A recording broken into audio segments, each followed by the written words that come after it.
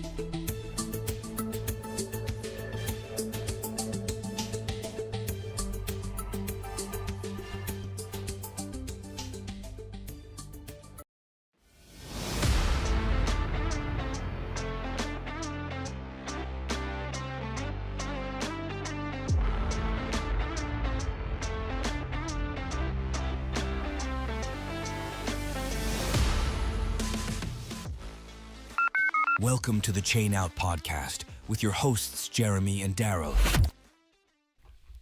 Hey, everybody. So 67 of ChainOut Podcast, your longest weekly running Canadian disc golf podcast with me, Jeremy, and your favorite co-host, Daryl. How's it going, buddy? Good, very, very good. How are you? Good. We are the longest running. Longest weekly running, 67 Canadian. Episodes without a break.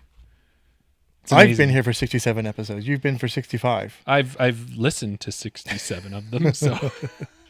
Is that a bit like your UDisc score? Like, oh, ouch. Which just hit 100 rounds. Yeah, 100 congratulations. Weeks in a row. Thank you. yeah, And that was by making sure I put in my Tundra Toss scores from the weekend. yeah. 100 rounds minus Or the 100 weeks. 100 weeks, 9 holes on some of them. So really, Yeah. you've played like 37 rounds? Ouch. Cut me deep. Cut me deep, pal. But yeah, Tundra Congratulations. Toss. Thank you. Tundra Toss went down over the weekend. What a weekend it was. Weather was warm. Sun was out. Yeah. A little bit of wind. Were the guns out, Jeremy? Not my guns. Were your guns out? No, No. I wasn't playing. I was supporting Edgar. Mm-hmm. I was listed as part of the tournament staff in the caddy book. That's I don't know awesome. if anybody noticed that. Yeah, I was out there taking photos, taking videos, hopefully helping everybody have a good time. Yeah, well, I think so. I think you did a lot of things because one of the things that happened was Brendan from BR Disc Golf reached out to us and said, hey, guys, how about I give you a $10 gift card to give away? And we can do it for the best chain out at the Tundra Toss tournament. And so we've already got a couple people who sent in their chain outs. Yeah. And did you catch some chain outs while you were out there? Yeah, I did. I got a few ace run chain outs. I mean, they're going to be pretty hard to beat. That will be. Yeah, but there was a few good chain outs. Well, I say good chain outs. Is a chain out ever a good thing? They're good from our point of view. That's right. Yeah, but what do you think we should do with these? We were going to say just the best one that tagged BR and us. They some of them sent them to us directly, so they weren't tagged on Instagram or anything like that. So maybe what we can do, maybe we'll put them all together, bit of a collage of chain outs, and maybe we can get the listeners' input. I think so. I think that's a great idea. Yeah. And whether you put a collage or if we've got a bunch of snips of them, we could put them in our story and just 1, 2, 3, 4, and then see and what then people have a think. poll at the end, a vote. Yeah, what was your favorite one? So that's something that's happening. But also what's going on is the off season's coming to an end. And that's this weekend. The Disc Golf Pro Tour is starting down in Florida with, now we talked about this earlier. What is it called? It's the Discraft. Nope. Yes, it's the the Discraft. Discraft. Spring Fling. No, it's not Spring Supreme Fling. Flight. Supreme Flight. Open, yes. There you go. And one of the greatest things about it is there is going to be 4 Canadians starting off at this tournament. And we've got some of the usual suspects in Thomas Gilbert and Chantal Badinsky. Thomas Gilbert, yeah. Chantal Badinsky. And the two of them, they're staples on the tour. They play a lot of events every year. But also, Sophia Donica is going to be joining them down in Florida, and Rebecca Dawn. And we want to say a special happy birthday to Rebecca. She just turned 17. So 17 on the Disc Golf Pro Tour. Could you ask for anything else when you were that age, Carol? Right? I don't. Well, yeah. I definitely wasn't. I wasn't a high level athlete at 17. Put it that way. Okay, there you go. Yeah. Yeah, fair enough. Fair enough. And if our listeners, if you guys are looking for some hot, or what is it? What I was going to say? If you're looking to be as hot on the course as this spring weather that we're getting, Yeah. you can pick yourself up some Cardinal Disc Golf threads by using ChainOut on the Cardinal Disc Golf website. You'll get 10% off your purchase. And we got 2 discs to give away still. Yeah. We got a Glow Vanish and an R2 reactor. reactor. Yeah. So Yeah. first 2 people to use our code will get those discs, however we divvy those up. And we've also got some other discounts. Hey, Daryl? Yeah. It's been a little bit of time in the works, but I think it's time that we can announce that we have a new sponsor, Jeremy. How do we know we have a new sponsor? Because, Because we have another code to give out. yes. Yeah, Brendan at BR Disc Golf is supporting the ChainOut Podcast. We are now sponsored by BR Disc Golf. And if you want to save 10% on your order, Ooh, just use the code ChainOut when you check out with your order and you'll save 10%. that's awesome. Yeah. And then we also still have the discount for Chains, the disc golf board game. If you use ChainOut there, you're going to get 25% off. So far, you want clothes, we got you covered. You Yeah. want a board game, we got you covered. You want want some discs. discs, we got you covered. Yeah. And if you want one of those amazing goat towels, we've got you covered there too, because you can use the code COP15 and get 15% off your purchase there. Now, Daryl, I kind of was thinking to myself, these people have been so nice to give us these codes, but do the codes actually work? I mean, I assume they do. Well, I figured that I needed to find out for sure. Okay. So I went to Goat's website there and I put myself in a little purchase Oh, yeah, you did. and used COP15, and guess what? Did it work? Oh, it certainly did work. 15% off, COP15, it works. So I want to open this up a little bit, do a mail call online. Or on Dylan the says show. we need a food sponsor. Oh, we can do that. Yeah, I used to have some connections with Dairy Queen. there you go. ChainOut at Dairy Queen. Maybe we can give a free, whatever.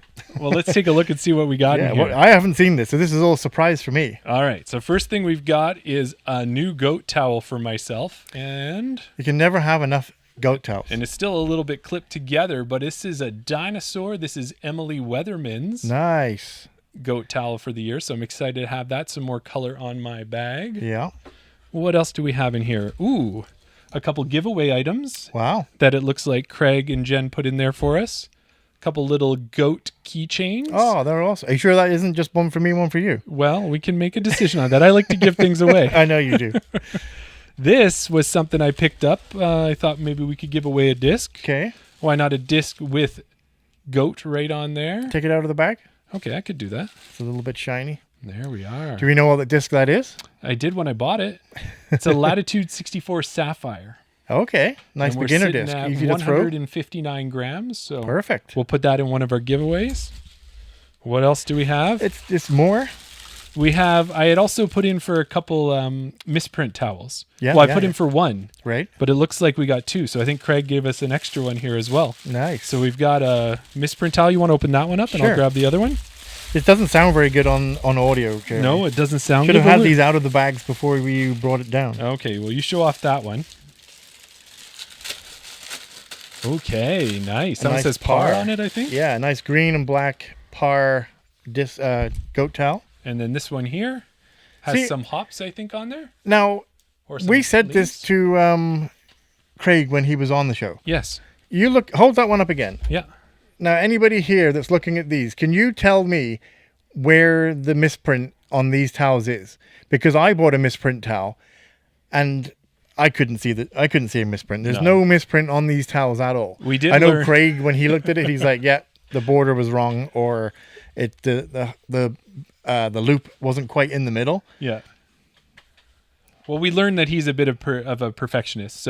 But I Yeah. think what we'll do is with one of those towels, we'll put that into our 350 subscriber giveaway, add that to the package, Okay. which we're going to put a picture up of. We haven't done that, but that package is amazing. It's got, if I do say so ourselves, Yeah. it's got discs, it's got a bag, it's got birdie beads, it's got a mini, and now it's got a towel. I you think want me a to show it? person just starting up, No, we'll put a picture. Okay, we'll keep it under wraps. Now, do you remember when Amber last week had wished us a happy birthday because of our Facebook birthday, Right. which was a fun moment? I thought we should celebrate our Facebook birthday. Okay. So I got us some Facebook birthday presents. So Okay. I would like to present to you, and you can show this at the same time I show mine. Oh, no way. I got us some plates for our Zuka carts. So what do they say there, Daryl? Yeah, we gotta. I'm holding a ChainOut and my name, Daryl, And ChainOut, license plate for the front of my Zuka cart. and there's ChainOut Jeremy. So if you Yeah. were wondering what they looked like, and when you put the request in, it happens, and this is what they look like. There you go. That's So awesome. Our carts match. Now we'll know whose is whose. Will we though? Yeah, we will. That's awesome. Thank you, Jeremy. You're welcome. So happy Facebook birthday. There you go. All right. Last thing we got to say here before we get to our amazing guests we have on. Yeah. You want to hit it? No. What are we? Where are we? I'm lost. After ChainOut Podcast, be sure to jump over to our Patreon. Around Sign the up. basket. Yeah. Sign up for the free membership, and you'll get a link to join us and watch us live. And who are we talking to tonight? This week, we're going to be talking to somebody who's in an elite club, a multi-episode guest. Mm-hmm. We've had her on the podcast before. She was on as an original guest, one of the very first few guests that we had on. Yes. We also had her on as a part of the fantasy league that we did last year, where we covered all the A tiers. And also, I think she kind of, I won't say photo bombed, but she video bombed another episode when we had Tim Plamondon on. We're going to be talking to Kristen Swirls. Yes. Yeah, we're going to be talking all about tournament finances. Yeah. And the costs of running an event. I'm excited about that because we've had some chats about tournaments, but she's going to pull up the curtain and tell us a little bit more about what the cost is to run a tournament. I'm excited to hear about that. Yeah. And of course. And she's in the chat right now. So, Kristen, get ready because we're going to grill you. Yeah. And you better get your game on because we're going to have Disc Golf Jeopardy. And Daryl's still 1-1-1 now. You had won one, you lost one, and you tied one. No, I think I'm 1-2. I won one, I've lost two. Oh, great. Kristen, beat him up some more. It'll be great. I think. All right. Well, we can always do a fact check on that later. Yeah. But that'll be happening around about 15 minutes after we finish this episode. We used to say 8:30, but we don't always know when the end of the episode exactly. is. So 15 minutes after this ends. Give or take. Yeah. But tonight, Daryl, Yeah. we've got two guests joining us. They both have been PDGA members since 2016 and are regulars in the Alberta disc golf scene. Whether it's playing events, running tournaments, or even traveling to Australia Yeah. to represent and support Team Canada, they are always doing their part to grow the sport. They will be TDing Spring Runoff this year, Alberta's newest A-tier tournament. Join us in welcoming Rebecca Johnson and Noah Higgins to the show. Hey guys, how are you doing? Hi guys. Good. Good. Are you enjoying the nice weather that we're getting? Kind of a hint at things that might come? Certainly are. It's been like close to 15 degrees for almost a week here now in Lethbridge. So I don't know what it's like in Edmonton, but yeah, unfortunately for us though, the warm weather comes with high winds as well. So gotcha. Still not ideal disc golfing conditions just yet, but of course, many of our players get out and do it anyway. Exactly. Yeah. Well, double digits. We haven't quite gotten there. If we did, we might have just barely reached it today.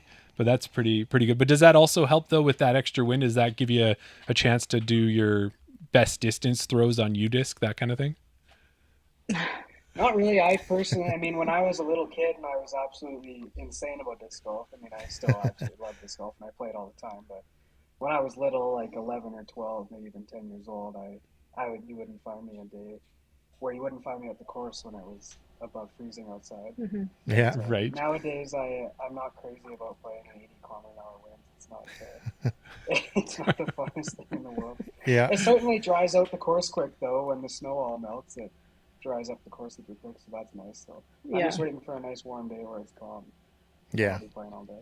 Yeah, we definitely don't have snow left here, so that's good. Oh, wow.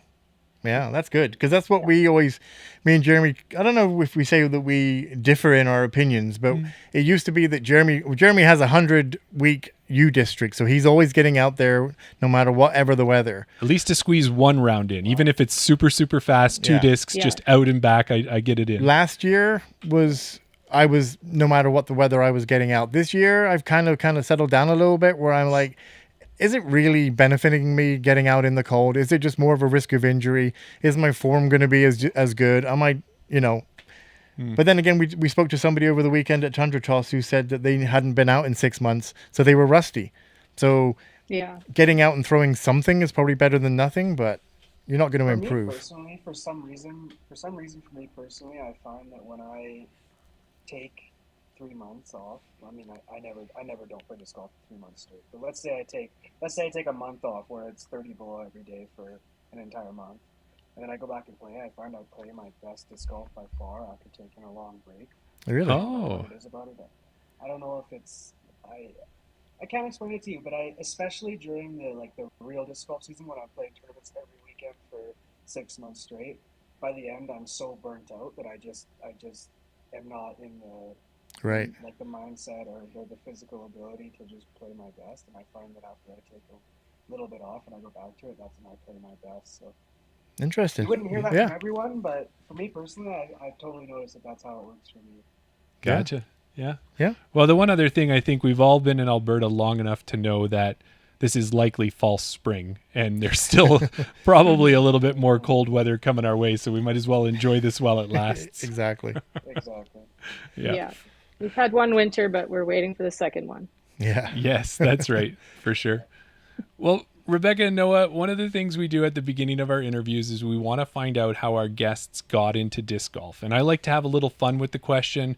I start by coming up with some far-fetched origin story about how you got into disc golf. I base it on a movie and let our listeners try and guess the movie while you two kind of think about what your real answer will be.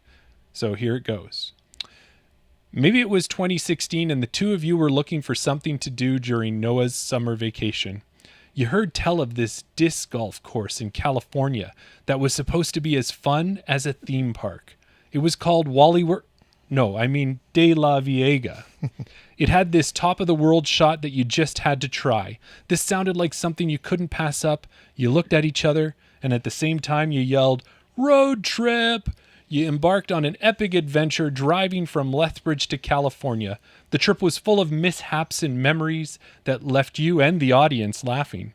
You did finally make it to De La Viega, and after throwing that sweet, sweet top-of-the-world shot, you were sold on disc golf, and it has been a family pursuit ever since. Now, maybe that's not quite how the two of you got into disc golf, so why don't you tell us how it really happened? All right. So most people, I guess, would assume that my mother, Rebecca, would have gotten me into disc golf, because that's usually how it goes with parents and kids. But it was quite the opposite, actually. When I was a little kid, I started playing disc golf when I was 11, I believe, and we lived right across the street from Nicholas Sharon Park, which is the best course in Lethbridge here. And I always saw these baskets and stuff. I went to elementary school at the Nicholas Sharon School, which is right in the same park, so I could always see these baskets and stuff. And I was curious about it, and I wanted to try it. And I was out walking my dog, Elvis was his name, and he found a lost disc in one of the trees. It was actually on hole 14 at Nicholas Sharon Park. And he found a lost disc in the tree. He went running in there, and I didn't know what to do. And he came running out, and he had this, to me at the time, he had this Frisbee in his mouth. And I was like, okay. And I quickly realized that it was a disc golf disc. And it was actually, I mean, I don't know if I'm supposed to say this. I don't think there's an issue with this. But it was an Innova Star TL. Okay, yeah. And he found that, and I went out and tried it a couple times. I took my stepdad and my mom out, and we tried it a couple times, and from there I got hooked. I went and bought a couple discs, and I had a putter and mid-range. I would just take like my school backpack and go out and play disc golf just by myself and whatever, and I loved it. It got to the point where I think I annoyed the crap out of all the locals that played here, because I would sit on the bench on hole 1, and I would wait for someone to show up so that I could go play disc golf with them. Right. And some people like there was a guy named Scott Jardine here in Lethbridge who totally took me under his wing. We played together all the time. We were actually really good friends. He would call me his 13-year-old best friend. Right. We'd hang out together all the time, and we'd play disc golf all the time. And I slowly progressed and got better and better at it. And I slowly started to make a name for myself. And Rebecca joined in 2016 when you're talking about the PDJ memberships. I started well before that, but I eventually started getting into tournaments and stuff, and I realized I needed a PDGA number, and eventually I got her into it, and she started playing a bit. And I mean, she's not, you can ask her, she'll tell us herself, she's not even close to as crazy about disc golf as I am as far as playing disc golf goes. But I got her into it, and now we're living this life. I'm certainly not your 10-30 rated touring professional disc golfer on the pro tour, but it's something I aspire to be, and I feel like I'm taking steps every year to get closer and closer to that. Last year I finally hit 1,000 rated. At the end of last year I had a bit of a slump. I dropped down quite a bit. I think I'm just under 1,000 now. I think I'm at like 994, 995, something like that, which is, I guess to most people that rating is spectacular, but for me personally, I fully understand, and I know that I'm a way better player than that, and I have every bit of potential and skill to be a 10-25 rated disc golfer soon. But I think it's just honing in the consistency and also being able to hone my nerves under high stake pressure situations and stuff like that. But that's how I got into disc golf. Kind of a strange story, but yeah. No, that's interesting for sure with that. And then, so Rebecca, was this just was when Noah started going to the course all day and that you never got to see him? The easiest way to see him was to pick up some discs and throw, or what was your attraction to the game? Well, I think when he started playing tournaments, I got tired of just waiting around for him all weekend to be done. And so I decided that I may as well just pick up a disc and play. And so my very first tournament was actually Falcons Flight 2016. Okay. Aston Meadows West and East as a novice. As your first tournament. Yes. And I'm proud to say that I won novice women that year. Wow. Okay. Good for you. Yeah. But I think we each threw over 100 times on the East side. But we had so much fun. It was just so much fun. And I think I kind of got hooked from there. And, it's just something that we started doing together. He was still pretty young when he started to play and needed, rides. And so we just started going out to the course together.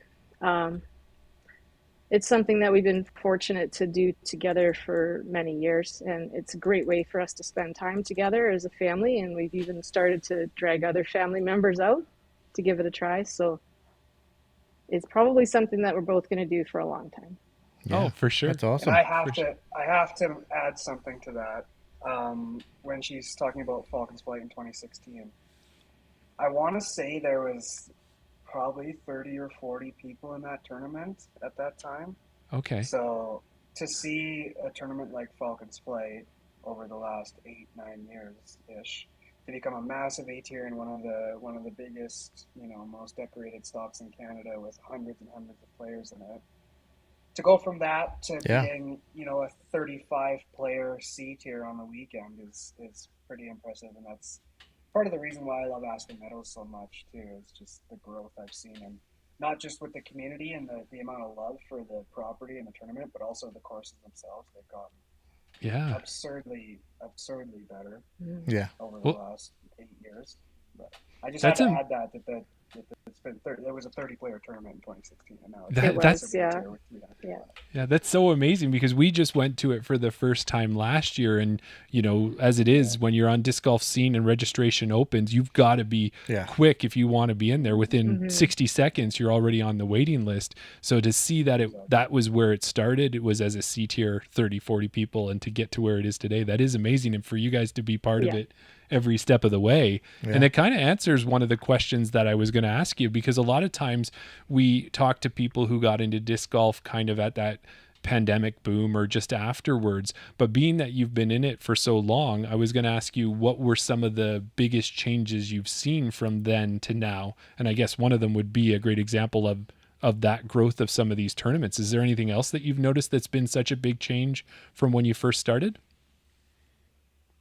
I mean, for me personally, you kind of just mentioned it with the growth, but I have met literally hundreds of new people that are going to be lifelong friends at this point. Yeah. That I had never met and that had never played disc golf in 2016. It's not like 2016 was that long ago. Like some of the real originals from Alberta disc golf have been playing since the 90s. Which was before I was born, but that's besides the point. But I mean, I have met literally hundreds of new people over the last 6, 7, 8 years that are going to be lifelong friends and that I'm very close to and love. And for me, I guess, you kind of mentioned that, but for me, that's the biggest thing, I guess, is all the new people that I've met through it. I don't know what you think. Yeah, when Noah first started playing disc golf, he was actually playing hockey, minor hockey here in Lethbridge. And so we were super involved in that in the winter. And then when he first told me that there were disc golf tournaments out of town, I kind of looked at him sideways and said, "You're kidding," because this is our off season, right? Yes. And so he progressed in disc golf so quickly. He went from being a junior to being up through the ranks to MA1 by the time he was 15. He was winning MA1 tournaments in Alberta. Wow. And he just kept earning all these opportunities for himself. And so by the time he was 16, we were traveling to the States and to Europe. And so my goal has just been to support him in these opportunities that he earns for himself. And so it's just been such an adventurous time for us. Before COVID in particular, those years, 2017, 2018, 2019, were just spectacularly fun. And ever since, the COVID pandemic hit us, we've had to change the way we do things a little bit for a few years. But I'm starting to see that the travel is coming back and the fun is coming back. And it's just... there's been so much growth in disc golf and in Lethbridge as well. I don't know if we've reached a peak with that at this point, or if it's just something that's going to keep on growing. I know worldwide, professionally, this is a sport that has grown faster than almost any other. Yeah. And, when we go to Europe, there are something like 450 disc golf courses in Finland. Yeah. Wow. And Finland is less than the size of Alberta, I think, smaller. Yeah. So, I think that Canada definitely has some catching up to do in terms of the growth of the sport, but it's come an awfully long way since we started 11 years ago. Right. Yeah. Yeah. It's amazing. Well, and with all of that, traveling and that type of thing, is when we talked about that disc golf origin story that I had out there, you didn't maybe go on that crazy road trip, but disc golf did manage to take you down to Australia in November for the, Daryl, you handle this part. Okay, I got it. It's the World Flying... Sorry, I have to take a big deep breath. Okay. The World Flying Disc Federation's 2024 World Team Disc Golf Championships. It's quite the mouthful. It's a mouthful, yeah. It was. And we want to know, like, tell us about that experience. Like, was that your first time ever going to Australia, and what did you think about it? So that was my first time going to Australia. It was her second. Neither of us had ever been. We went to the far other side of Australia, which was Perth, Western Australia. She'd been to Sydney before, but never over to that side of the continent or country or both or whatever it is. It's both, yeah. Yeah, it's a continent and country. Yes. So I guess first to start with, the travel was kind of crazy. We drove from Lethbridge to Calgary, which is a 2.5 hour drive, and then we flew from Calgary to Vancouver, which is like an 1.5 hour flight, and then we flew from Vancouver to Sydney, which is a 16-hour flight. Okay. Like that. And then from Sydney to Perth all the way across Australia is another 5 hours. So that was a lot of traveling. Yeah. We were very happy to, just eventually be there. We immediately went to get the rental car. I handled all the driving on the right side, on the wrong side. The wrong side of the road, on the wrong side of the car. I'm from England, so it's the right side. Okay, nice. I am not even a little bit. So, I figured out the driving pretty quick. I mean,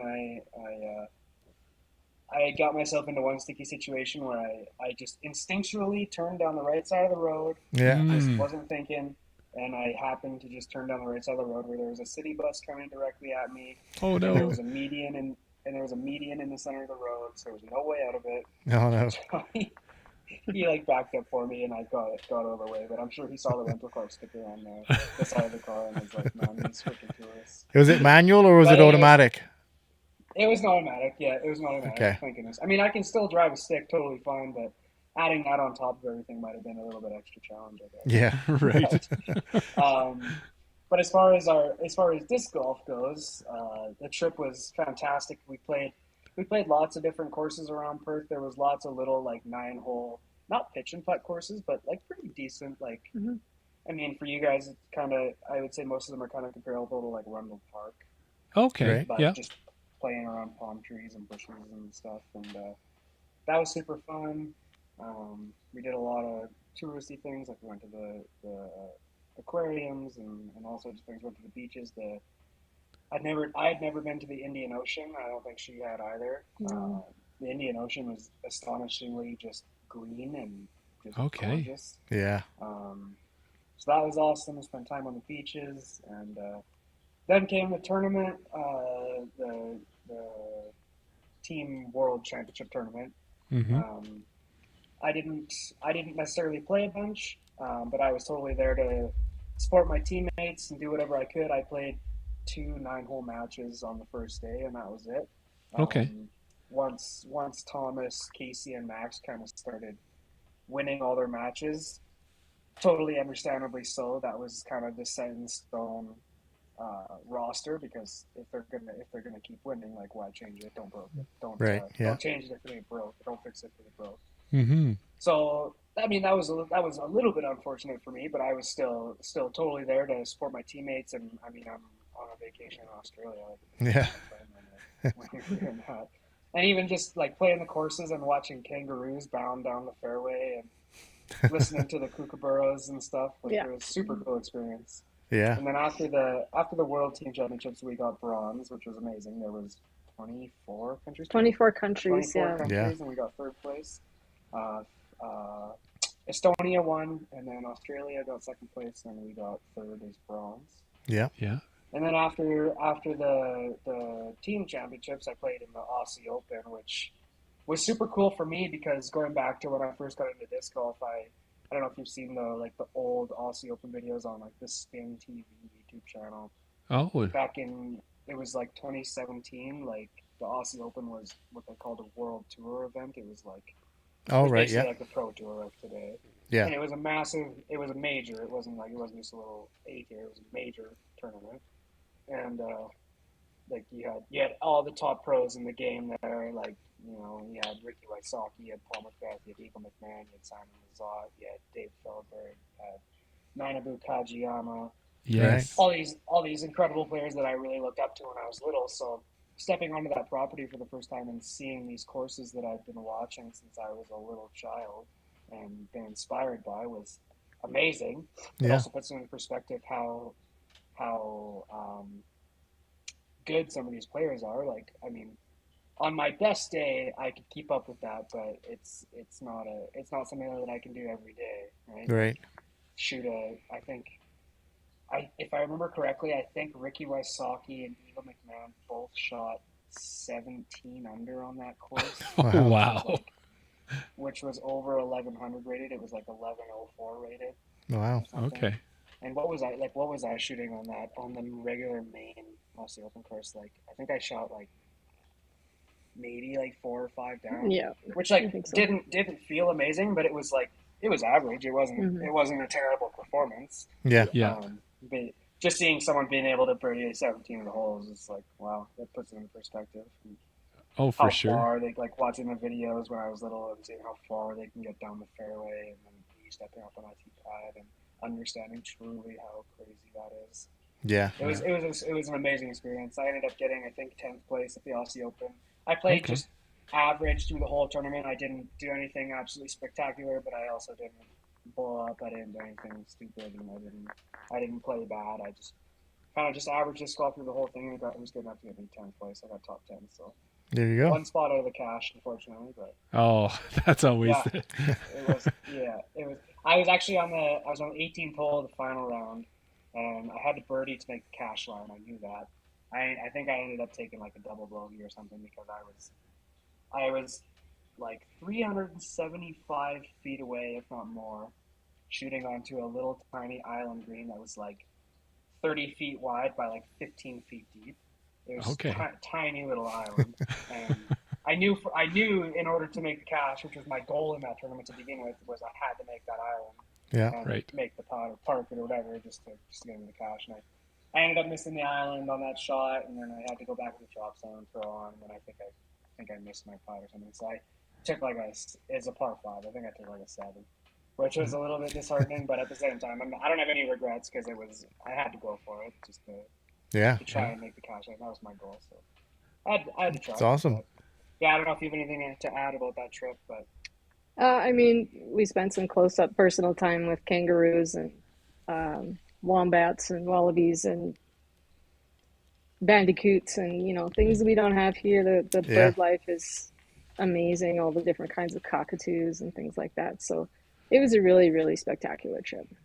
Yeah. Yeah. I know when we did our Christmas roundup, we kind of looked back on the whole year, and I think it was both one of our highlights. We were lucky enough to set it up because of the time zone difference. It worked out perfectly that when we went live every Wednesday here at 7, it was 8 or 9 o'clock in the morning on Thursday in Australia. Yes. And we actually got to speak to Karen Martell, Chris Brown, and then Colleen McInnes and Sophia kind of just finished their round and kind of jumped in on the live as well. So yeah.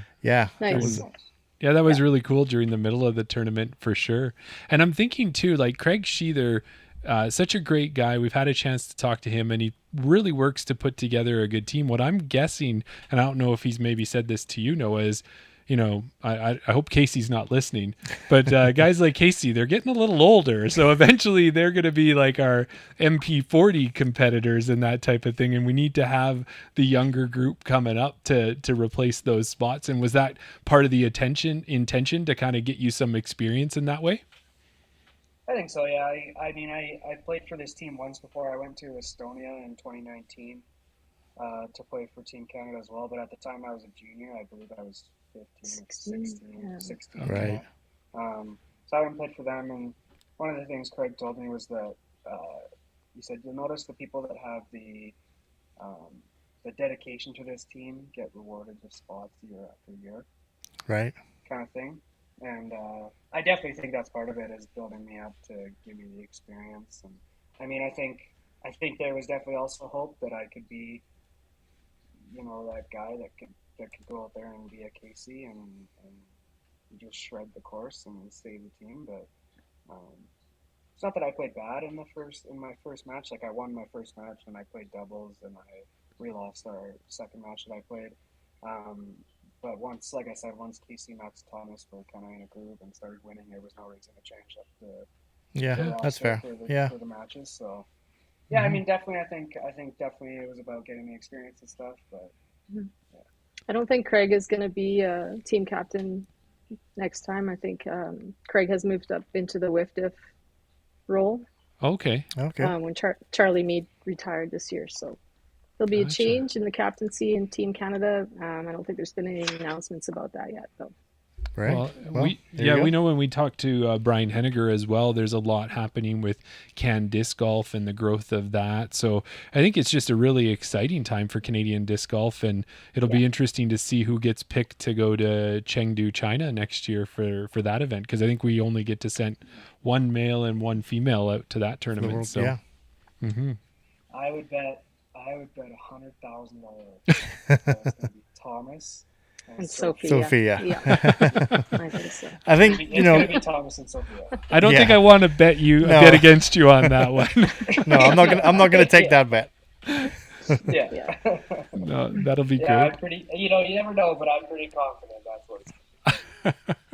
Yeah. Well, there you go. Okay, well, that got you into Australia, and then you come back from Australia. We're into off season, and it's always great when we do have a pro player and have some players on here, is to get an idea of what your off season looks like. So, what have you been doing in the off season? We've seen some of your social media posts. We know you were testing your putter, mid range, and driver, how fast you could throw them from 10 feet away. So we know that's some of the stuff, but that I think is maybe more content. What have you been doing more on the practice and off-season side? Well, truthfully, I haven't been putting as much work into disc golf over the off season than I probably should. I've been working lots, just working my personal job and trying to save up money for the season that's coming up and blah blah blah. But I mean, I go downstairs.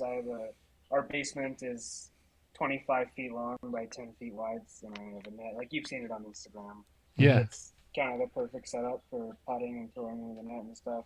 I really try and get out and push out social media content when I can, because if I aspire to be the professional disc golfer I want to be one day, I mean, yeah, a big part of it is playing tournaments and being a good player in tournaments, but a huge role in your job is going to be social media content and pushing out stuff for sponsors and etc. and blah blah blah. Like, you see someone like, I think I don't know exactly how many followers she has, but I think it's Kona Pennis. Yes. Yeah, Kona Montgomery. I'm pretty sure she has. Montgomery. Yeah. I forgot she's Montgomery. But I'm pretty sure she has like 100,000 followers on Instagram. Right. And yeah. I think that's a huge part of why she gets these big deals with sponsorships and stuff, is because of her social media. Yeah. So I try and build that up, and yeah. Yeah. I mean, social media is. Go ahead. I was just going to say social media. Yeah, it's definitely a big thing. You look at Simon Lizotte. Getting the big contracts with MVP, huge on YouTube. Yeah. Mm-hmm. Yeah, totally. So that's a big part of it. But I mean, I try and go when I can. I mean, I haven't gone out and played disc golf in probably close to a month right now, because it's been 30 below and snowing for a month or two straight now here. Like, it's one of the longest cold snaps we've had here in Lethbridge in a long time. Right. But just recently, as of 2 days ago, it started to get super warm and the snow's already all gone. But like we said earlier, it's been hellishly windy with the Chinooks and stuff. So just waiting for the wind to calm down. I guess you could call me at this point a pretty fair weather golfer. well, talking of that, unless it comes to tournament, I'm not crazy about going out and ruining my life just for a casual round. Yeah, exactly. I don't blame you. Speaking of fair weather, one of the things that I also do is I'm part of the Edmonton Disc Golf Association board. I'm on the communication, so I'm always putting out posts. And Right now, we're running our indoor training clinic. So we have an MPO player up here, Coach Gabe Piska. He's running the clinics. And it gives people an opportunity to not only get a training advice from him, but at the end of it, they have a kind of a drop-in session where it's indoors. It's in a 400-foot indoor field. Do you have anything like that down in Lethbridge that you could get into? So you're not always putting in your basement? Not necessarily. I mean, there's an indoor soccer stadium in Lethbridge, but it's never something I've been to try out and do anything like that. But the LDGA does have indoor putting running right now over at Lethbridge Polytechnic, and I think it runs for 6 weeks. Mm-hmm. So that is available for people if they want to go and do some indoor putting. Yeah. I mean, I'm not crazy about practicing 35-footers. Like, it's a big part, but I'm more anal about practicing 20-foot putts over and over and over and over.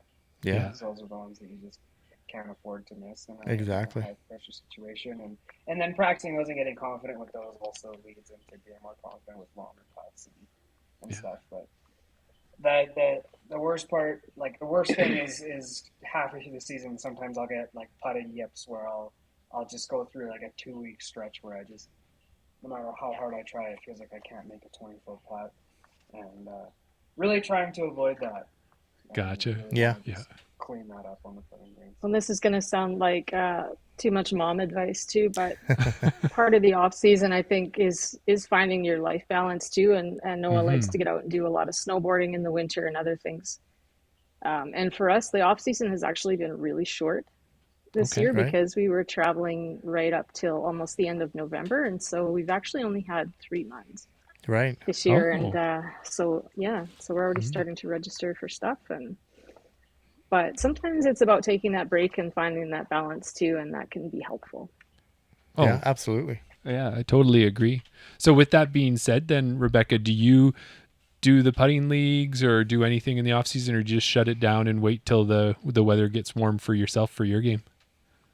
Yeah, for me, my focus, especially through the winter, is on planning for spring runoff. And that's something that starts for me in the fall, if not sooner. And so I haven't been out to play. We played in Australia quite a bit, but since we've come home and we've been going through such a cold snap, we haven't really been out too much. I think we've been out to Aperture Park maybe 3 or 4 times together. But hopefully we'll be able to get out and play a little bit more often once spring hits.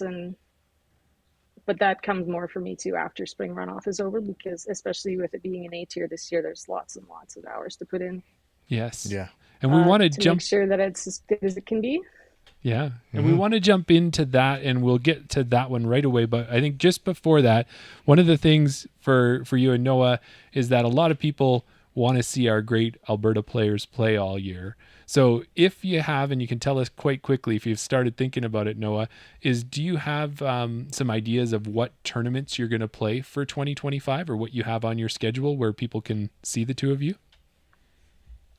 You know, I think for 2025, I'm not set in stone yet, but I think last year when I talked a little about my rating drop and blah blah blah, I think I just way overworked myself. I was never at home. I was always traveling somewhere to go play a tournament, and over the course of the season, it just built up to the point where I was just exhausted and I was done with it, and I needed to just take a break. So I think for 2025, obviously I'm still gonna play lots of disc golf, but I'm just gonna tone it back a little bit. Maybe not a tournament every single weekend for the entire summer.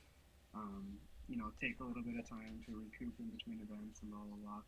Right now, I'm probably not going to do any huge things. Like I'll go to Montana a couple times. There's a pro tour event in, I want to say it's Portland. I can't remember what it's called, but it's been on my radar. I'm considering going. Portland Open. Portland Open. I don't think it's Portland Open. No, I think it's called something. I think it's something totally new this year. Okay. And then BC Open, TCO, stuff like that. I think right now I have 5, 6, maybe even 7, 8 tiers on my radar that I'll probably end up going to this year, like Gold Eagle Open and Falcons Flight and Spring Runoff and TCO and BC Open. So yeah, Sounds anyone in odd, Western Canada, just Yeah. get out to an A tier and they're going to find you out there, I'm sure. Well, we have a So, question. yeah, We exactly. have a question in the chat from Sean, who's not from the Western Canada. He's out in No. the East Coast. He wants to know, are you coming to Canadian Nationals? Obviously, that's going to be out at Hope Goat and Project 15 and Newcastle, Cedar Rapids this year. Is Canadian Nationals the same? Like, is that overlapping with anything? It would overlap with, I think last year it overlapped with Nationals here. That was in Clearwater. was So Hope maybe Goat it's and- Harvest Huck. It might be about the same time as Yeah. that. But Okay, yeah. Carrie Neal is in the I mean, chat, there's so she's happy that you're coming to TCO. Yeah, great. I'll be at your house, Carrie. Yeah. that's awesome. Yeah. Canadian Nationals is a very real possibility. Honestly, I haven't really looked into it, but it's a real possibility. I didn't do very good at Nationals last year, so maybe some redemption would be.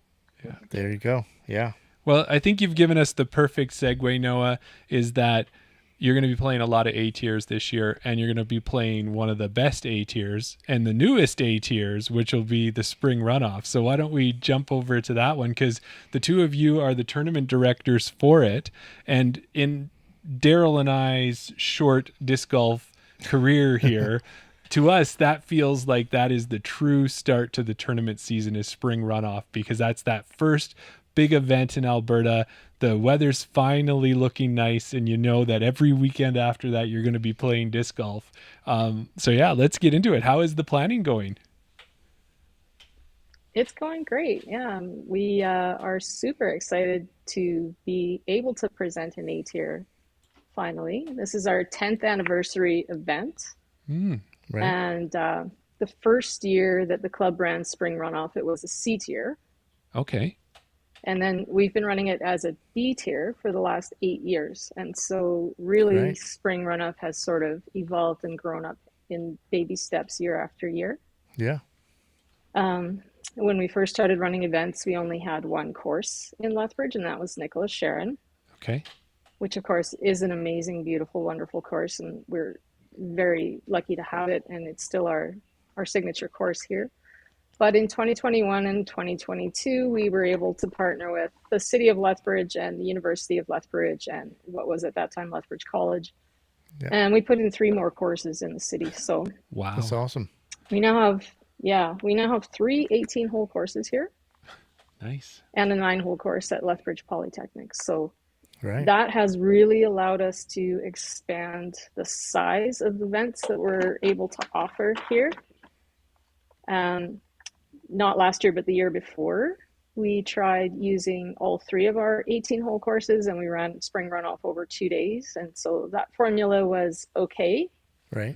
But then last year we decided, sort of with an eye on sanctioning as an A tier this year, we decided to try running over the long weekend over 3 days and just using our 2 best courses. So Yeah. that's Nicholas Sharon and Aperture Park over at the U of L. And that is the formula that has stuck. And so that's what we're going to do this year.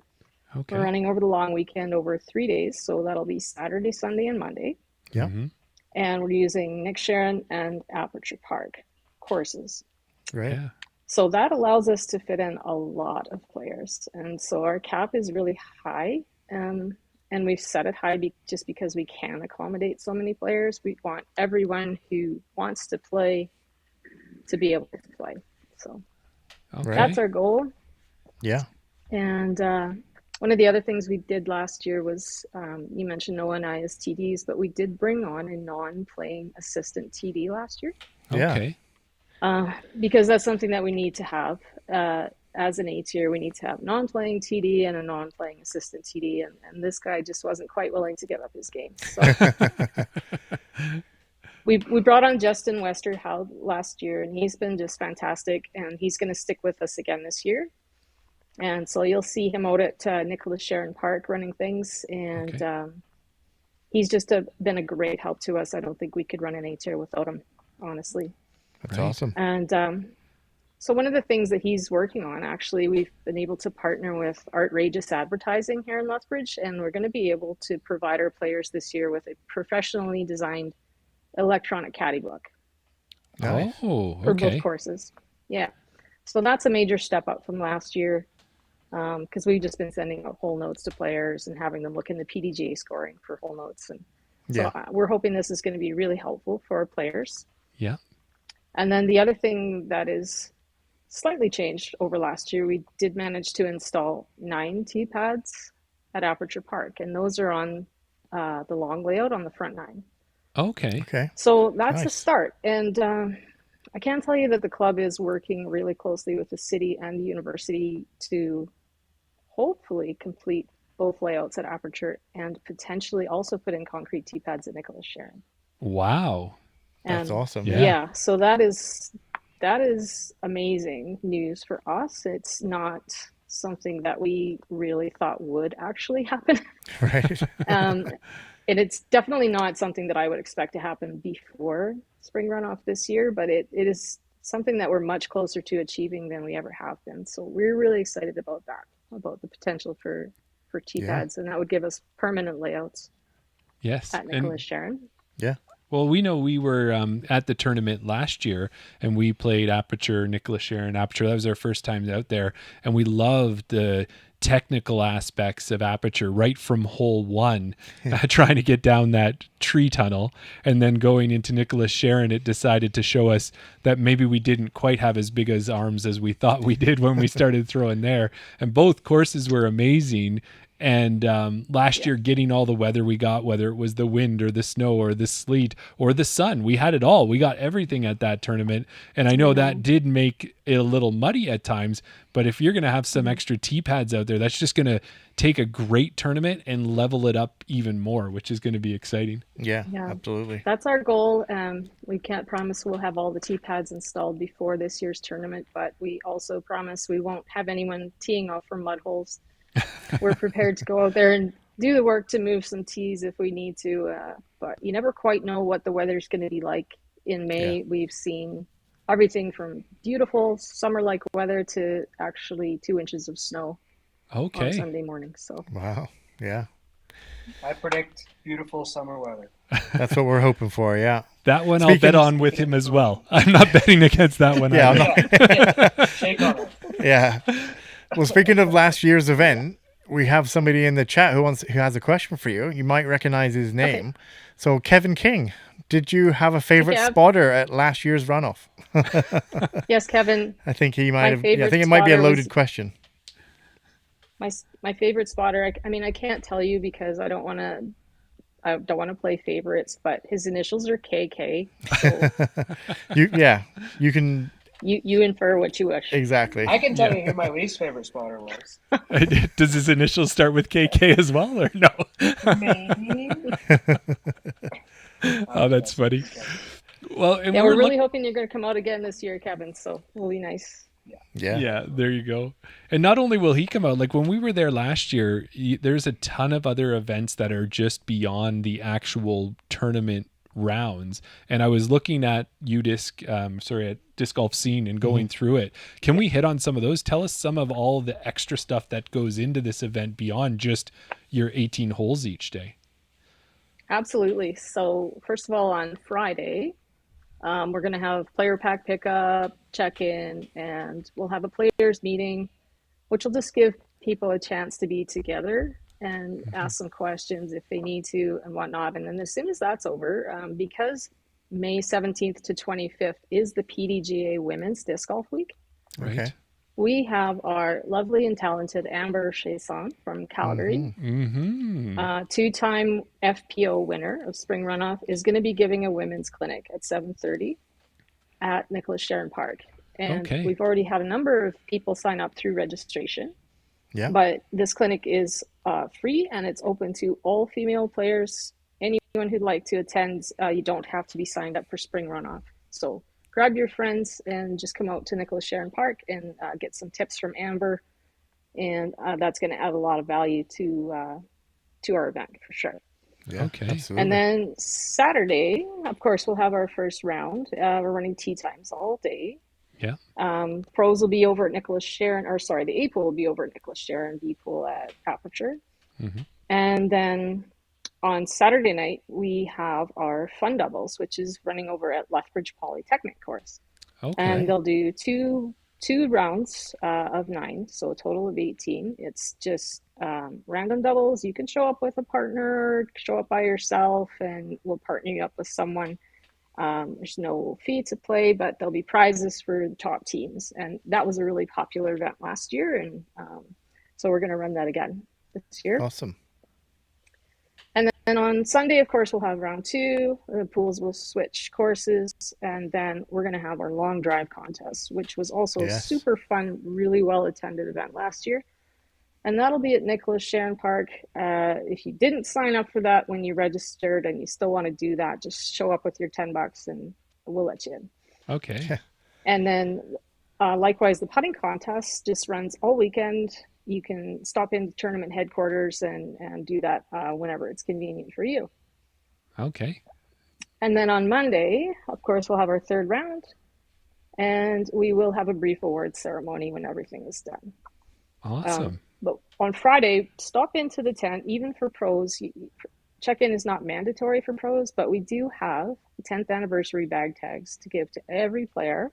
Okay. And these will be nice little commemorative items for you to have. But also, you can take your bag tag up the street to Backstreet Pub, and you show them your bag tag, and this will get you their discounted disc golfer special, which I think they said was your choice of small pizza and a draft beer or a highball. So that's awesome. Yeah. Yeah.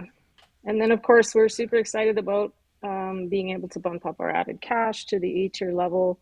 And our player packs are absolutely stuffed. So we're really excited about that.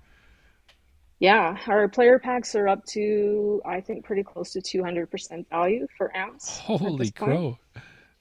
Yeah.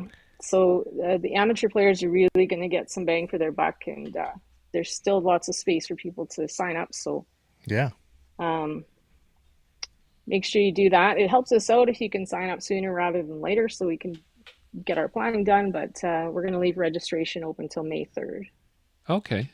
Well, and because I knew you would be very well prepared, Rebecca, which you were, you had like it all there. I did have a couple extras here to throw in there, and this is some of the stuff we experienced last year too. Yeah, it looks like you're probably going to have some vendors there, and I know last year you had a silent auction, and I picked up 2 sweet discs with a Taco Bear stamp on them that I think no one else is ever going to have. Daryl got a couple discs as well, so that was a cool thing that's happening. I think is Cold Garden going to be there this year? Are they planning on coming down too? So we're going to run our silent auction. We'll run our silent auction again through the weekend. Okay. And then Cold Garden is also offering their beer gardens all weekend. And this year we're also adding a couple of other things. So we're going to have a food truck on site at Nicholas Sharon, and they're called Taco Love. Okay. And they have amazing Mexican food, so you're going to want to hit them up. But also they're completely gluten-free. So nice. We wanted to have an option for our friends with dietary restrictions so that they could grab a bite to eat on the course as well. Or you can take your bag tag over to Backstreet and get your pizza as well. The other thing we're going to add this year, we're going to have massage on site from the Healing Hut. Ooh. So you can stop at tournament headquarters after your round and have your 10 to 15 minute neck and shoulder massage if you would like to do that. Yeah.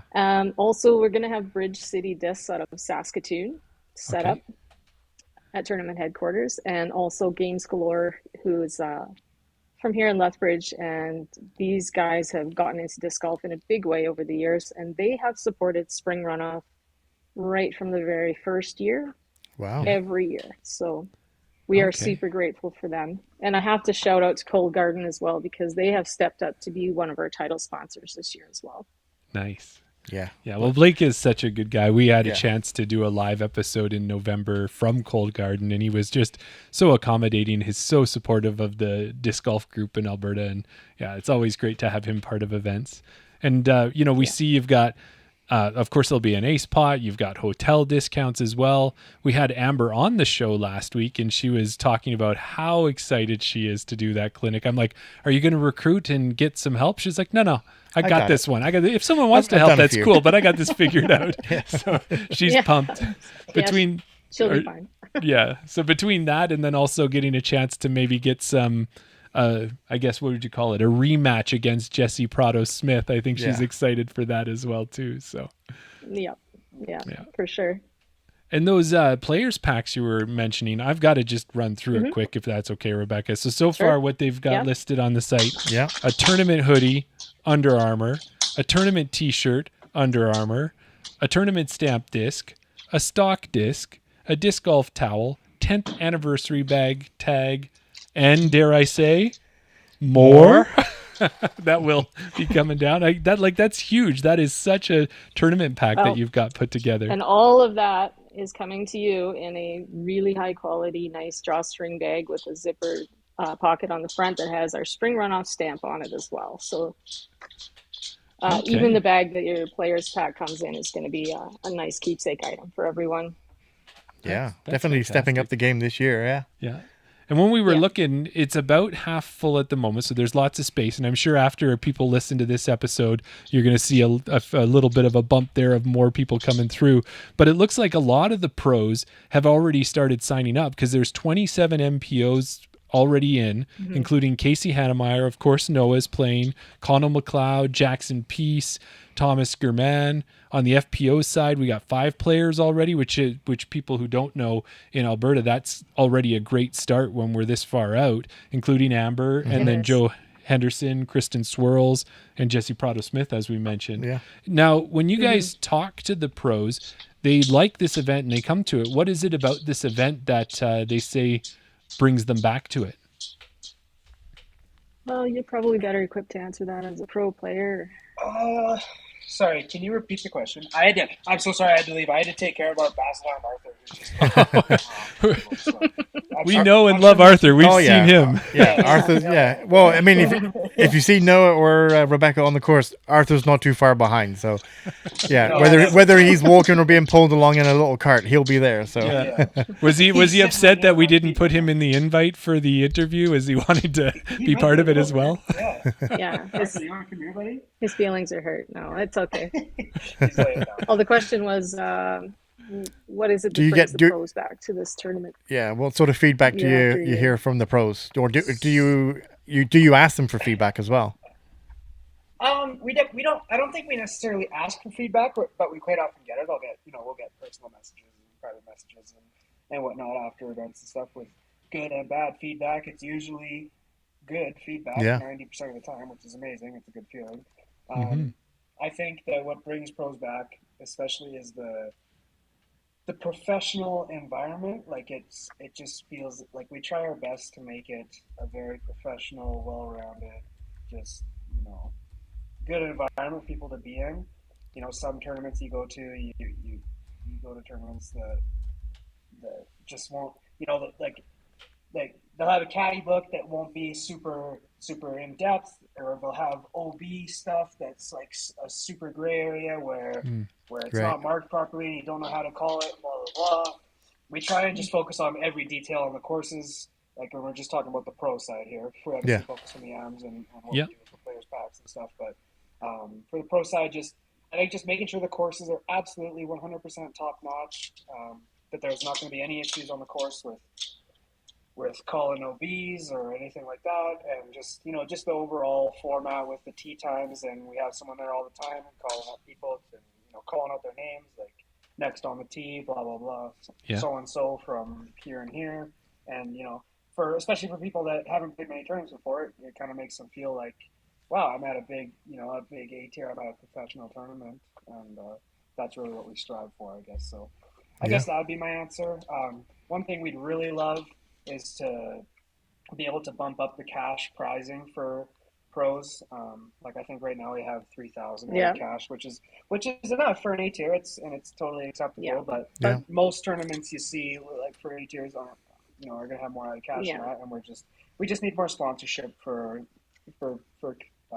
we need cash sponsors. We're not going to stop pushing for sponsorship until, the 2-minute warning of the first round or maybe the last round. Exactly. So definitely we're meeting the requirements, and this is our first time as an A tier, but certainly if we can exceed those requirements, that's what we want to do. And we're already doing that for our AM side in a big way. So we would like to bump up the pro side as well if we can find a way to do that. And I think you guys touched on it a little bit earlier too, when you talked about our courses and kind of the different skill set that's needed for each of those courses. And I think that's a draw for the pro side as well. With the addition of Aperture Park, it's more technical. Yes. That's definitely something I forgot to mention too. Is definitely the variety. I mean, they're both park courses on a public park. Like you're not going to find just off the top of my head, like a Canmore Nordic Center. It's just not a thing. Yeah. Right. But Aperture Park is it's not nearly as long as Nicholas Sharon. Nicholas Sharon still has some technicality to it. It has water too. It's got water. Yeah. It's got lots of OB. But we know about the water. It's just, yeah, me too.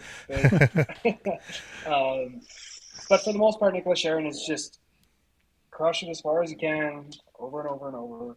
Yeah. You know, there's some technicality to it. There's some OB, and we had a meeting the other night. We're gonna add some different OB and hazardous stuff before that. Okay. But Aperture, on the other hand, is much more technical and hitting your lines and throwing unique shapes. And there's not really, at Aperture, you're not really going to get one hole that's exactly the same as any other on the whole course. Yeah. It's kind of a variety of everything. So I think that's definitely a big part of it too, is kind of testing everyone's skill sets. I mean, the one thing that I guess Lethbridge is missing is just like being able to throw like a dead straight tunnel shot. But when I think about Aperture, I think of like hole 1. You have to do that. Even like hole 14 at Aperture. I don't know how well you guys remember Aperture Park. Mm-hmm. Hole 14 is kind of like that. Right. Yeah. So there's definitely some technical aspects to it, but yeah, I mean, I think people really like the courses and really respect the courses, and I also think that this tournament has gained a lot of popularity since we added Aperture Park to it, because I think lots of people really, really love Aperture Park. Mm-hmm. Yeah, absolutely. Yeah. One thing I wanted to ask you, and this kind of brings it all kind of full circle almost. We interviewed Carrie Neal a few times, but one thing she mentioned that Craig Sheether had mentioned is that if you're going to play disc golf, try and use the 5-in-1 rule. Play 5 events, volunteer for 1 event. So let's say somebody wanted to participate in spring runoff, but didn't necessarily want to play, but they wanted to help out some way. Is there anything set up that they can do that as well? Yeah, so we actually have a volunteer sign-up page on Disc Golf Scene, and you will find that right above our tournament registration. So they can go on there and sign up, and then we'll reach out and work individually with each volunteer to find out what it is they are interested in helping out with. Right. Or they can just contact us directly, and we can work with them that way too. There's lots of different roles that need to be filled. You know, as many course spotters as we can have. Exactly. We'll take. I don't think any. I don't think any event has ever turned volunteers away. No, definitely not. Definitely not. Yeah. Yeah. Well, and as we saw, we need a variety of people. So. Yeah. Exactly. And I was going to say, as we saw at Falcons Flight, that they've really established a great setup that even if you are playing, there is the opportunity to volunteer after your round, whether you go to a hole and take over for a spotter. So that's something that the players can keep in mind as well. Absolutely. Yeah. Yeah. Yeah. Well, I don't think I've ever been to a tournament that has a better volunteer committee than Falcons Flight. Yeah, and we are not Falcons Flight, and we know that. You know, as the other Pro M8 here in Alberta, we offer something completely different. Falcons Flight is completely special, and the volunteerism and just the community and the togetherness and the stay and play atmosphere and the courses. Like Falcons Flight is not something that I think any of us want to compare ourselves to as another tournament, right? Yeah. And we know that. And so this is just a completely different experience. Yeah. But we are at the point where, you know, we've been meeting many of the requirements of an A-tier for a while. Yeah. And so for us, it was just the next logical step to take and really bump up that experience for our players. And so we're excited to be able to do that here. Yeah. Absolutely. Well, we're getting towards the end here, and I was going to say to you guys that right now I'm just kind of hammering out my accommodations, and then you'll see my registration coming up once I get that figured out, because normally Daryl and I, we're like 2 peas in a pod. We're pretty much inseparable. But in this case, it might just be one of us coming down, and if I was down there and I was all by myself and I was just sitting around, I might feel like I was kind of on a lonely island, I think. Hey, Daryl? And he's so good at this. You managed to swim to an island. Unfortunately for you, there's an 18-hole disc golf course. Which 3 discs are you taking with you on the island? There you go. It's a staple of the show. We always want to find out which 3 discs that you're inseparable from. If you were on this ship that went down, if you happen to have these 3 discs with you, you managed to make it to an island, which 3 discs would you hope that you had in your bag? It started off as putter, mid-range, and driver, but that went out of the window a long time ago. So which 3 discs are most valuable to you? I would take, I'll take my putter. I putt with 350G PA1s. Okay. So I'll definitely take my putter, my putting putter. Yeah. One of my favorite discs in my bag. You may have seen me throw it like on Park Pro coverage or in person or whatever. It's a purple mid range. It's a 400 M3. Yes. Right. And it's kind of the type of disc that you can kind of carve any line with, no matter what angle you throw it on. It's kind of going to do whatever you want it to do. I'll take that, and then for a driver, I'm probably not going to take a big distance driver. I'll probably take probably an FX2. FX2s are a super good hybrid driver for me. Yeah.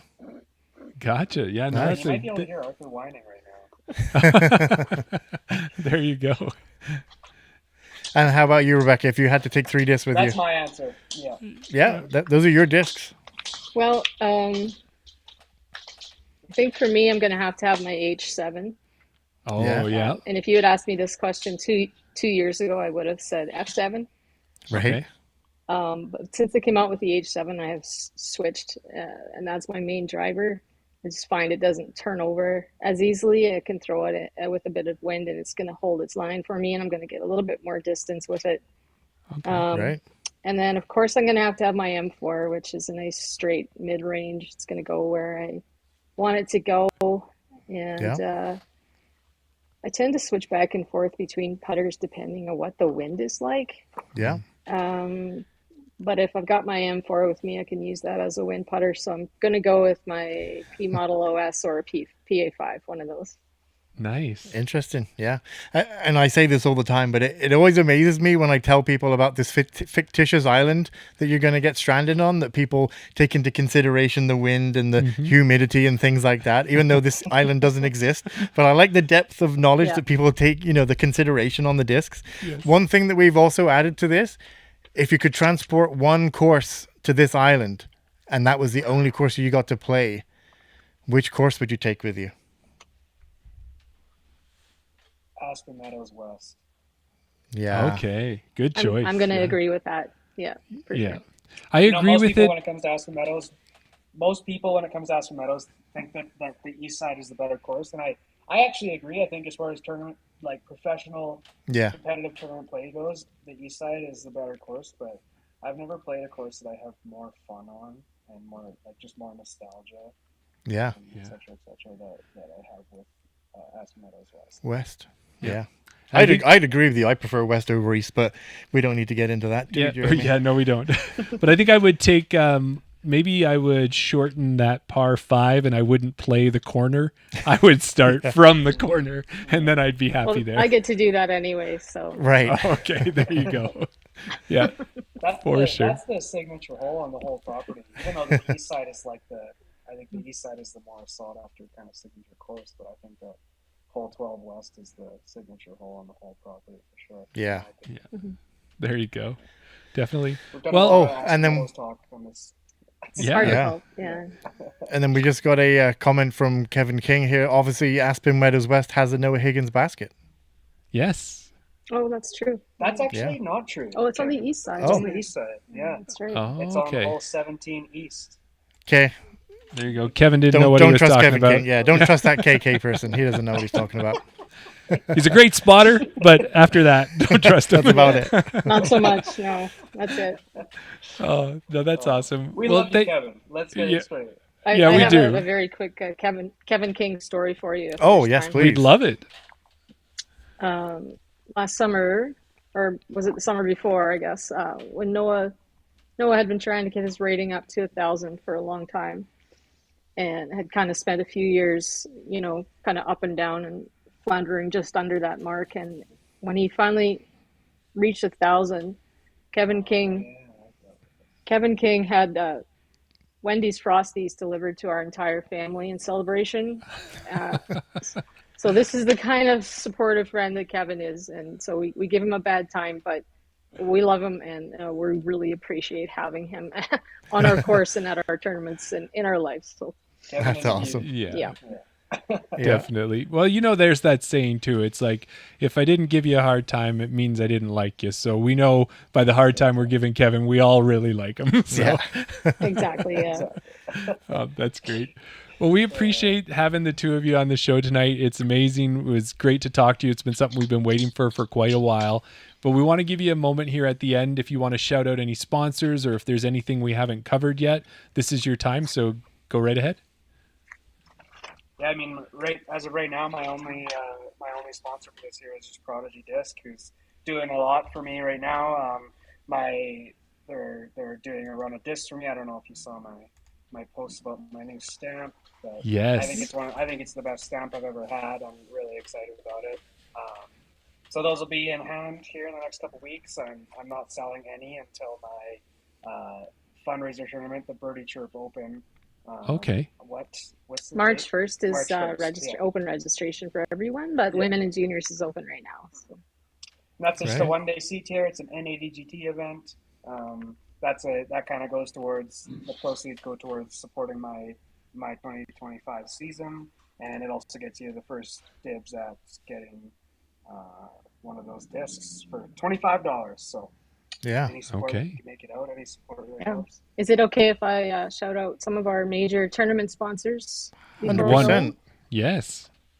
Okay, so our big sponsors are Prodigy Disc Canada and Cold Garden Beverage Co. are title sponsors. Thank you so much to those guys. They're amazing. Also, PDGA Canada has given us a tremendous amount of support for this year's tournament.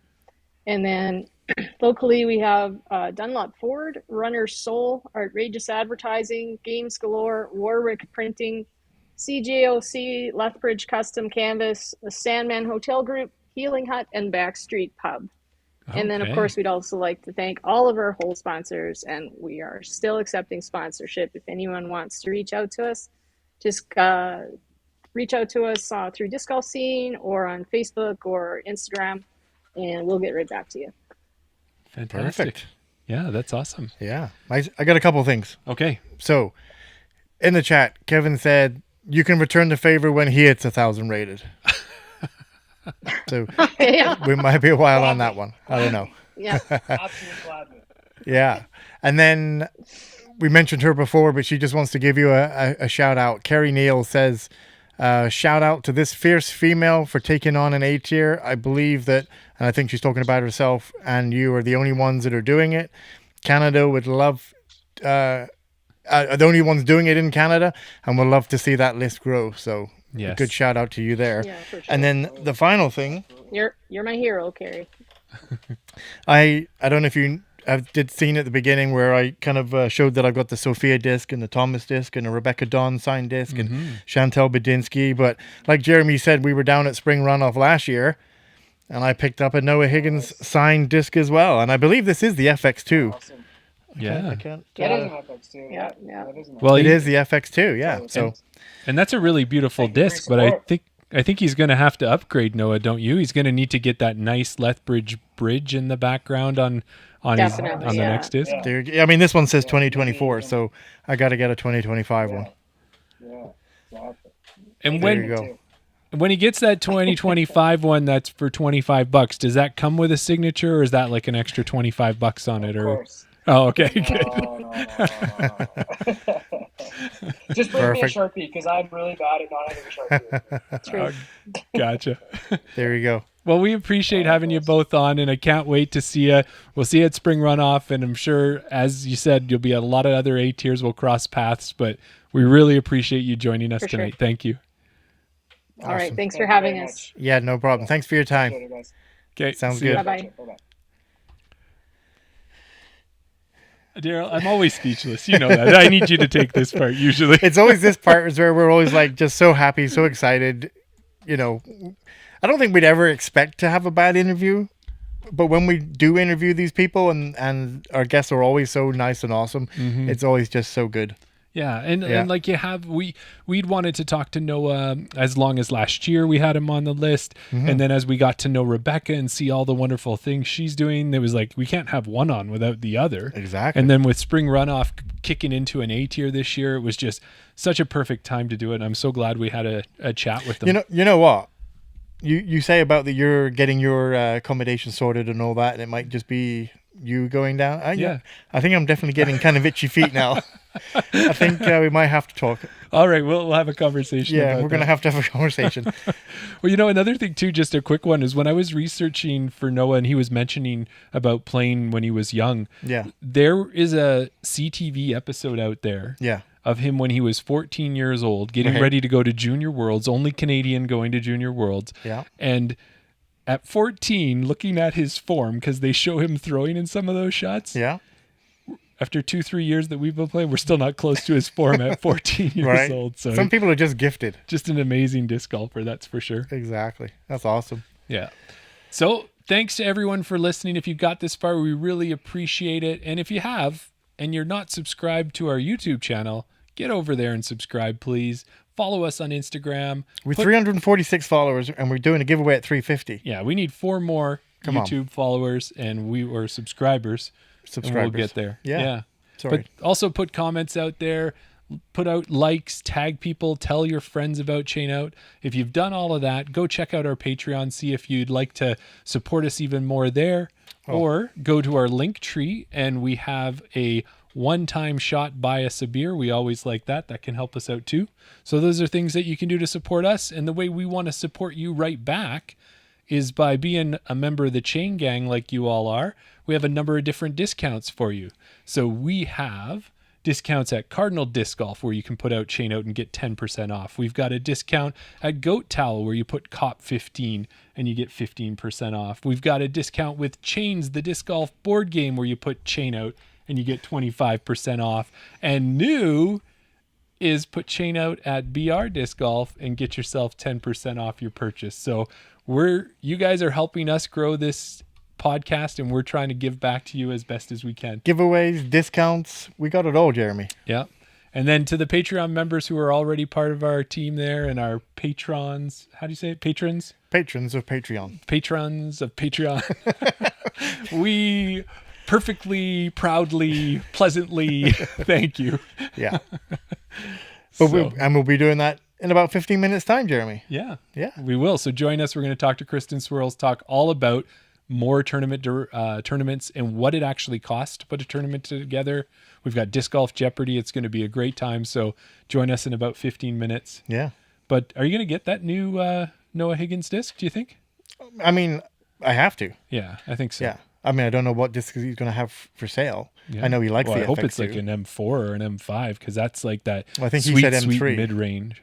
Oh, okay. Well, he's maybe got a little better arm than us. Yeah, well, that's true. Yeah. Maybe we'll pick up an M4, because Rebecca said an M4 was good for her. So we take that M4. Yeah. And I'm thinking a nice straight mid-range. Go right to hole one at Aperture. Yes. You would line up on that brand new T-pad. If they have one there, brand new T-pad, hole one. You're looking straight down the tunnel. Take your M4. Rip it straight down there. Give it a nice little bit of height. Yeah. Void the tree on the right-hand side, because the basket's just a little bit tucked in there. Mm-hmm. If you threw the M4. And if it's a Noah Higgins M4 with his signature on it, there's one thing that disc isn't going to do when it gets to the basket. No, there's no way it could. Chain out! Thanks, everybody. We'll see you shortly over on Patreon.